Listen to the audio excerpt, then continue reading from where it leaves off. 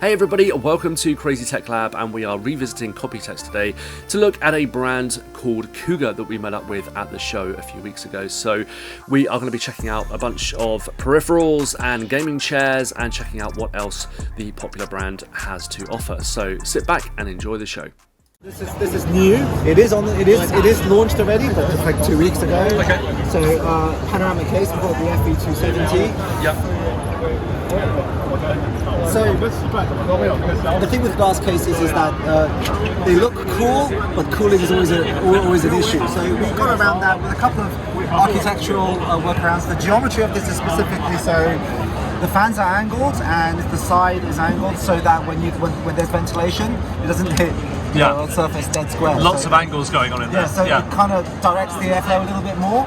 So the second thing is that the front is lifted, so that you get that access to ventilation from the way. That's interesting. That's a convection thing because cold air sinks, and that draws in the cold air from as it goes down. And also, it's tilted, so it works with the gravity. So you get that internal like a convection going inside. So that's how we deal with the heating. That's usually a problem.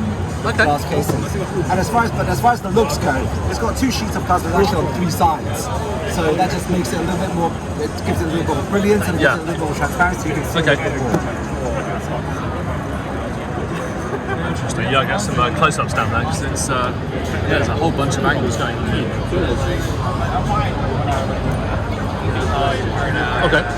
Not quite a prism, but the idea is there. Yeah. So I've heard from like quite a few people that there's curved glass is quite difficult to do. It is so there's like difficult quite a high failure rate on those to get the angles right.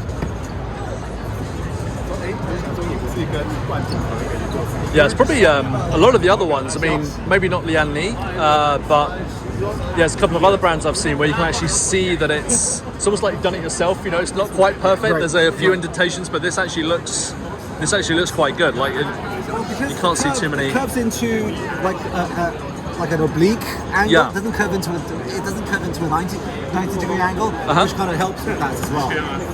But it does mean a bigger sheet of glass. Yeah, of course. But it does give you a little bit more clarity and a bit more visibility when they're coming through. Yeah. So when you have like a platform for your figurines and stuff like that, you can see a bit better as you move from one end to the other. Yeah, sure. And you don't have that corner there and it just kind of blocks everything. Yeah, awesome. Okay. So, glass cases, airflow. This is very much focused on emphasizing on the airflow. Sure. Yeah. So this is what we call the FAZ Eco. So named because you're trying to get a little bit more eco-efficiency out of that, which is helped by 2 things. One, the native powered cooling is the 2 180 mm fans right at the front. Yeah. And also the front panel design, so it's wider at the front and narrow at the back. Some guy described us as church at the front and party at the back, like many other. Oh, really? things. So the whole case is? No.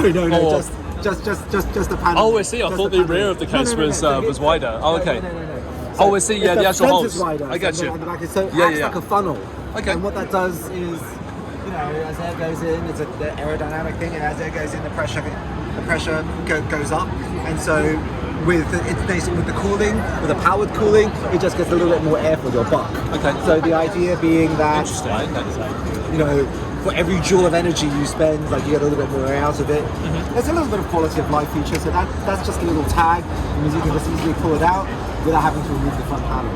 And that logo survived pretty well. Like everybody's been playing with it all week, and it's still pretty sharp. I thought it was going to rub off by now. So if your average user who maybe does it twice a year, no problem with the logo going. Yeah, it's never going to be a problem. Survive Computex. So it's a good test. I've seen quite a few broken things this week. They try to blame it on being a prototype. I thought no, it's just had to deal with Computex. Well, so I've had people come and see us like, which way does this switch? Do I pull it this way? It's like, it's so obviously going that way. Why would you want to pull it towards you? So that's how. Also, worth mentioning is the modular I/O panel. So depending on where you want to put your where you want to put the build, you want to put it on the floor, you want to put it on the desk. You have 1 or 2 placement options, either on the top or the bottom. Oh right. So you don't have to. If you put it on the floor, you don't have to reach right down. So you can have it down there. You can have it up here. Up here, and any shot left side as well, or no, just no, just outside. Just okay. Yeah. Interesting. Okay. So the MX600, this is new. This is new. So this is not out yet, but it probably will be in August. Okay. This came out last year. The MX600, so that's a continuation of this. The idea being, it's ventilated everywhere we can ventilate it. So on the sides, on the top, and on the front. Sure. The main difference between this and other mesh cases or airflow cases is that the perforations are square. Okay. Not circular. I mean, it just gives you a little bit more area to work with. I think it works out something 11% more air gets in, or something like that. I can't remember the exact maths. I guess maybe just a bit more expensive to machine, perhaps. A little bit. This is lasered, like it's not stacked, right, okay. But a little bit. But not so much that we can't make it into a product. The mini version of that. The only mini tower on the market with two 160mm fans in front. I don't think anybody else does it. Yeah, right. So that's pretty special, and the idea of we want to pack as much cooling power into a miniature case as possible, so you don't have to worry about that. This is white, so it's easier to see about the slope power cannon. Oh, so right, that gets okay. in, that gets the airflow in a bit better.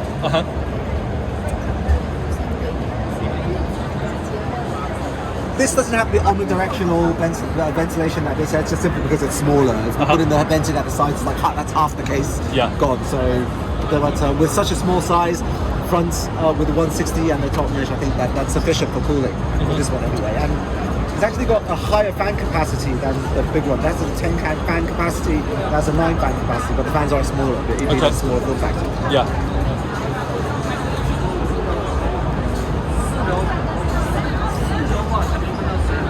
MX220 is the entry level of the series, so we have to keep the cost efficiency under consideration. So not quite as many cool features, but as many we can to retain functionality and the margin.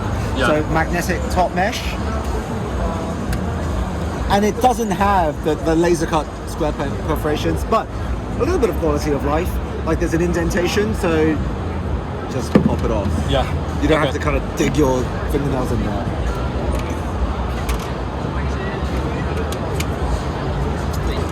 Yeah, it's still a nice looking case though. Like pretty small footprint as well compared to the other cases. Okay. Sorry, just so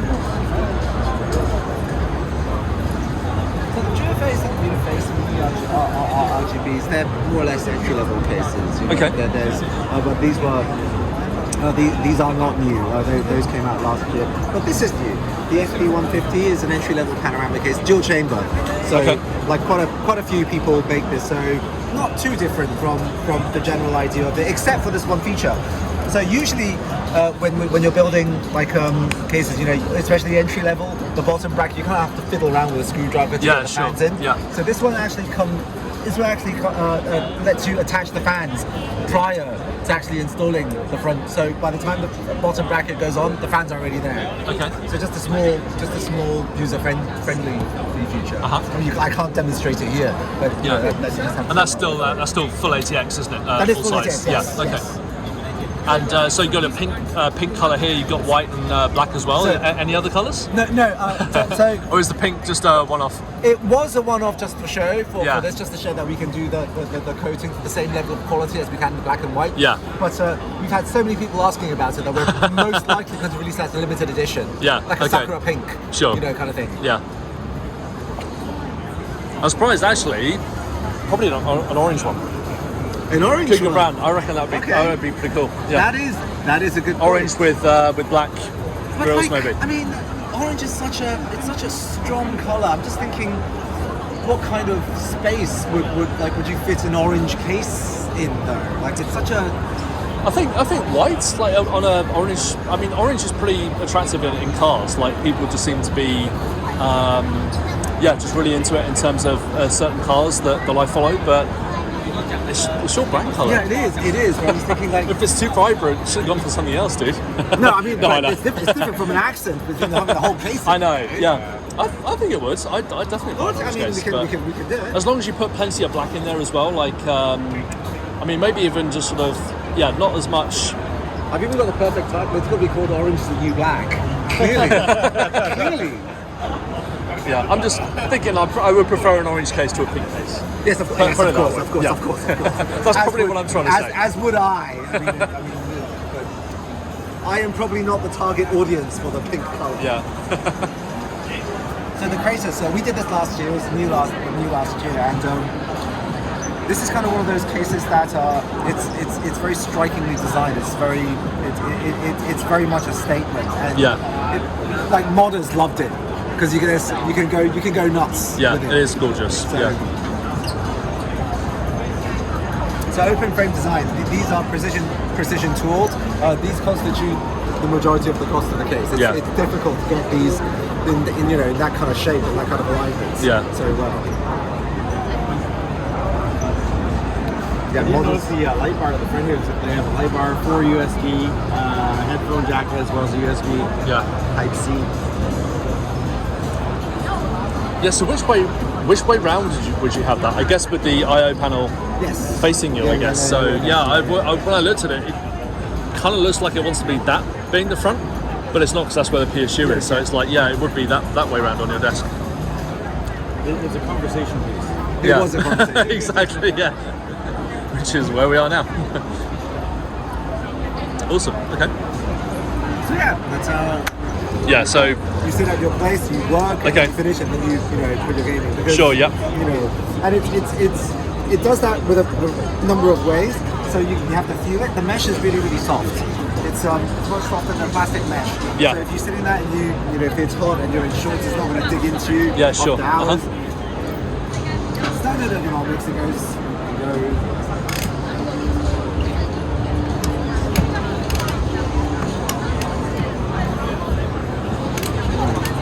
They rotate as well. Okay, so the foot. I'll come to that last. So there's a footrest. Oh wow. So you Okay. can recline it reclines. Yeah. But what gives it its hybrid function is in the armrests. So this is what we call the hyper rotation armrest because it does this.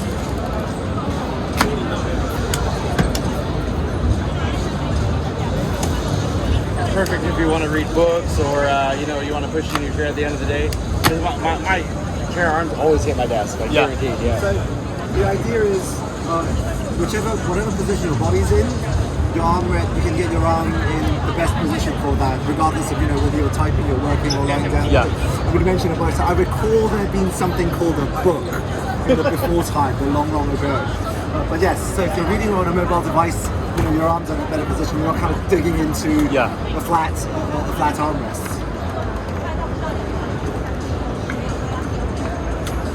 Look forward. Yeah, that's nice. Nice big caster wheels as well. Yes, very, very solid. So we call this the Speeder. The Speeder 1 is just a budget version of that. So it doesn't have any of the cool stuff. It is a functional chair, but more of a very, very standard office chair. So no frills, no frills attached. You said this chair mesh is a little bit more supple. Yes, it's chenille yarn. It's made from chenille yarn, so it's a softer, suppler, more comfortable, and it's better. It's got better tactility. It feels nicer to the touch. After a while, it kind of just digs into you, and you kind of feel a bit. I don't want to. Some problems with the mesh chair is obviously the funneling of your body. Of course, yeah.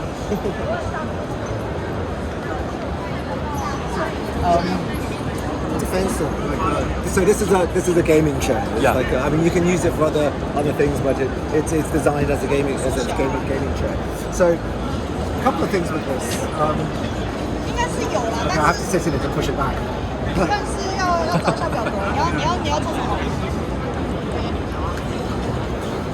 So we call this a pushback lumbar support system because it literally pushes against your back. Oh my god. Yeah. And that's completely mechanical. It's not powered. It's pneumatic. Where did that come from? It recesses here. Yeah, it's huge. Yeah, because normally you just get like a little bulge that's like air powered or something like that, but that the whole thing just pushed out. Yeah. If you have a cat there that you don't want, just release it. Yeah. You have to. So we didn't. It couldn't be like we couldn't get it more powerful than this because of that exact reason. Like, right. So So the armrests are pretty cool as well. So actually, these armrests were initially designed for the VCT, the Valorant Champions Tour, which we're sponsoring. And the idea was so we sponsored a chair. They said, look, yeah, but this is really cool, but like some of our players, they don't like, they don't like things getting in the way of their arms. So we thought, okay, so we came up with this solution. Okay. Complete clearance. And actually we found out that if you're in any way involved with music at all, if you're in production, you can play your guitar and or get your sticks out. So it has that. So, but this was originally developed for the esports environment. Okay. So, so those are... And of course it has the typical reclining feature, which is Yes, nice. it has that. How much does the chair go for? This one is something like 269. Okay. So a little bit more. 279.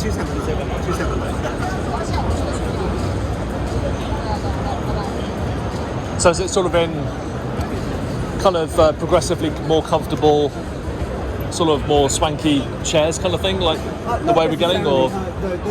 Yeah, because those two are the other way around, but if we switch those two, then it's sort of like, they look like they're getting a little bit crazier as we go down. So, this is, this is the Terminator. Yeah. But this is a showroom, the showroom floor edition. Okay. The regular edition came out last year and it has that, but the regular one is black. It's not gold, and this is in orange. Yeah. This is in orange. So that's the regular. Aside from, it's just cosmetic changes that between the regular version and this version. Yeah. This is just the showroom floor demo. Yeah, that feels nice though. Really, really plush.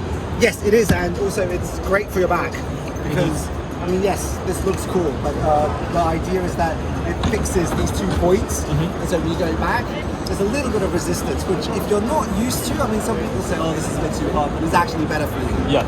Like, a bit more resistance is better for you than less resistance. Uh-huh. And when you go in, so just a regular gaming chair with a footrest feature. Ooh, very nice. I kind of like that one. Yeah, I think that's my favourite for some reason. Yeah, I like the colours, like the design, quite simple. Looks like these things do quite a bit of stuff as well. So, oh wow, okay.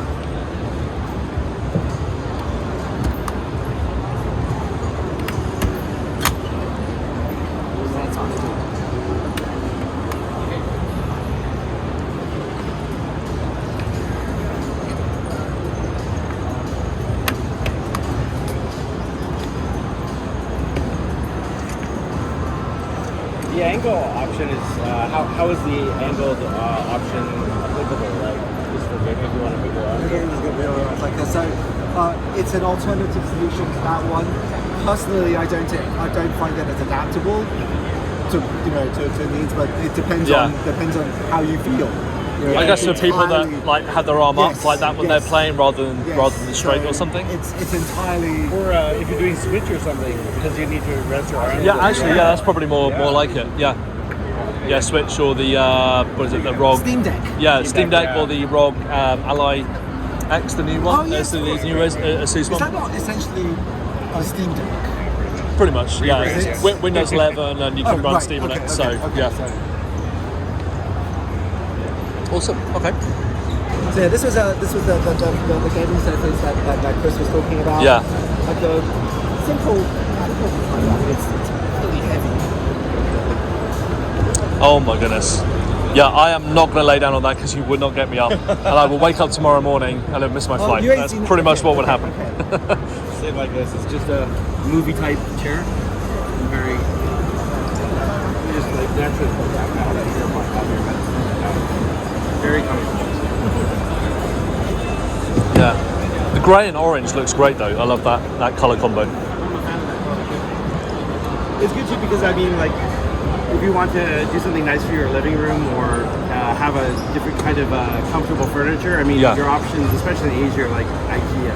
But the problem is with the quality, it will break fairly soon, and it's not really as comfortable as this. It's not designed for that kind of application.